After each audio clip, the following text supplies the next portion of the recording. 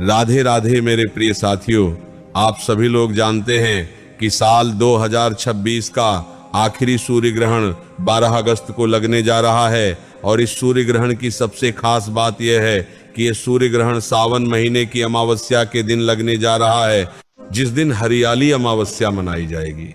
साथियों, अब इस सूर्य ग्रहण को लेकर भारत में रहने वाले लोगों के मन में कई तरह के प्रश्न हैं, जैसे कि क्या ये सूर्य ग्रहण हमारे भारत में दिखाई देगा और क्या भारत में इसका सूतक काल लगेगा? अगर इस ग्रहण के समय हमारे भारत में रात होगी तो भी क्या हमें इस ग्रहण के सभी नियमों का पालन करना पड़ेगा?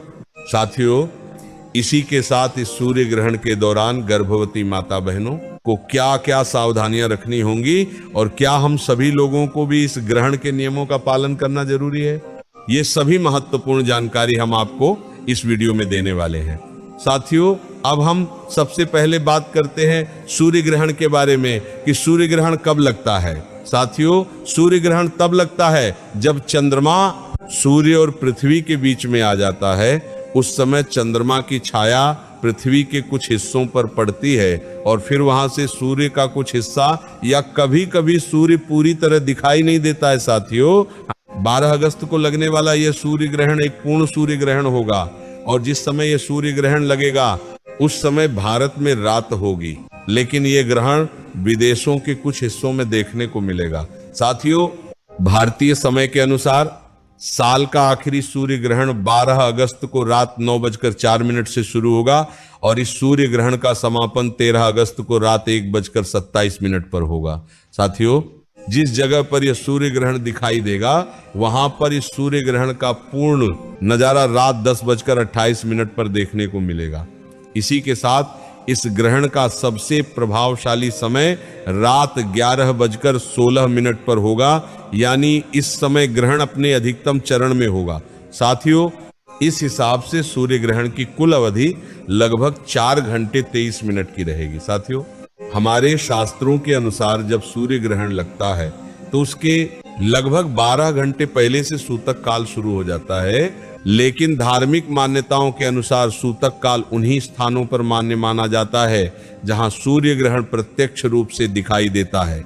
इसी के साथ सूतक काल के दौरान मंदिरों के कपाट बंद कर दिए जाते हैं। मंदिर में भगवान की प्रतिमा को स्पर्श नहीं किया जाता और घर में भी भगवान की मूर्तियों को स्पर्श करने से बचा जाता है। पूजा पाठ की सामग्री को भी इस दौरान स्पर्श नहीं किया जाता है। इसी के साथ सूर्य ग्रहण और सूतक काल शुरू होने से पहले खाने पीने की चीजों तथा भगवान के स्थान पर तुलसी पत्र या कुशा रख दी जाती है ताकि इन चीजों पर ग्रहण का प्रभाव न पड़े। साथियों, इसी के साथ ग्रहण से पहले बने हुए भोजन को ग्रहण समाप्त होने के बाद ग्रहण नहीं करना चाहिए। साथियों, सूर्य ग्रहण को लेकर सबसे ज्यादा चिंता और डर गर्भवती महिलाओं के मन में होता है। इस साल का आखिरी सूर्य ग्रहण हमारे भारत में दिखाई नहीं देगा क्योंकि जिस समय यह ग्रहण लग रहा होगा उस समय हमारे यहाँ रात होगी। इसी वजह से धार्मिक मान्यताओं के अनुसार इस सूर्य ग्रहण का सूतक काल हमारे भारत में मान्य नहीं होगा। साथियों, अब प्रश्न ये आता है कि क्या इसके बावजूद गर्भवती महिलाओं को ग्रहण और सूतक काल को लेकर सावधानियां रखनी चाहिए? साथियों, हमारे बड़े बुजुर्ग और गुरुजन हमेशा यही कहते हैं कि भले ही ग्रहण हमारे भारत में लगे या किसी दूसरे देश में दिखाई दे, लेकिन विशेष रूप से गर्भवती माता बहनों को ग्रहण और सूतक काल से जुड़ी धार्मिक मान्यताओं के अनुसार सावधानियां रखनी चाहिए। ऐसी मान्यता है कि ग्रहण का प्रभाव पूरी पृथ्वी पर पड़ता है और ग्रहण के दौरान नकारात्मक ऊर्जाएं अधिक प्रभावशाली हो जाती हैं। इन्हीं को नियमों का पालन करना चाहिए। साथियों, जब गर्भवती माता बहनें इन धार्मिक नियमों का पालन करती हैं तो उनके मन में ग्रहण को लेकर किसी प्रकार का डर या परेशानी भी नहीं रहती है। साथियों, ग्रहण और सूतक काल के दौरान गर्भवती माता बहनों को किसी भी तरह की कैंची, छुरी या अन्य धारदार चीजों का प्रयोग नहीं करना चाहिए। इसके अलावा इस दौरान किसी पेड़ की पत्ती भी नहीं तोड़नी चाहिए और अपने पास कोई धार्मिक पुस्तक जरूर रखनी चाहिए तथा भगवान के मंत्रों का जाप करते रहना चाहिए। साथियों, इसी के साथ गर्भवती महिलाओं को सूतक काल शुरू होने से पहले अपने पेट पर गेरू या चंदन लगाने की भी धार्मिक मान्यता है। ऐसी मान्यता है कि इससे गर्भस्थ शिशु पर ग्रहण का कोई प्रभाव नहीं पड़ता है। साथियों, इस हिसाब से हमारे भारत में इस साल के आखिरी सूर्य ग्रहण का सूतक काल 12 अगस्त को सुबह 9 बजे से शुरू माना जाएगा।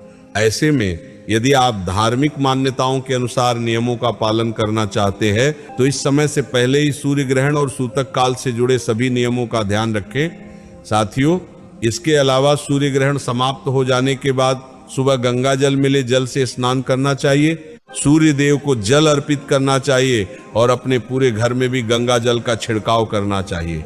इसके बाद अपनी सामर्थ्य के अनुसार दान पुण्य भी अवश्य करना चाहिए। साथियों, इस तरीके से आप इस सूर्य ग्रहण से जुड़े धार्मिक नियमों का पालन कर सकते हैं।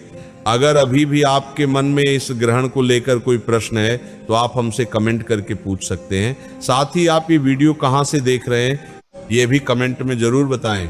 राधे राधे मेरे प्रिय साथियों।